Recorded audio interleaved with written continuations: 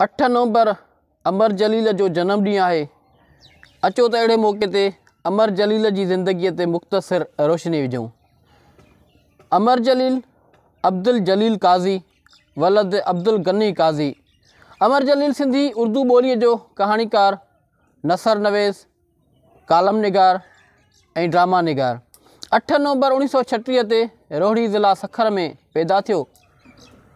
कराचीअ मां इब्तिदाई तालीम ऐं BA नवाबशाह मां हासिलु कयईं। MA इक़्तिसादियात ऐं हिस्ट्रीअ में कयईं। 1956 में अमर जलील जी पहिरीं कहाणी इंदिरा पहिरियों भेरो छपी। हिन जो पहिरियों ड्रामो दरिया तोते दाह 1967 में रेडियो तां नशर थियो। हिन जी पहिरीं फिल्म कहाणी नूरी जाम तमाची हुई। उर्दूअ में पहिरियों कालम कुछ सच कुछ झूठ 1974 में छपियो।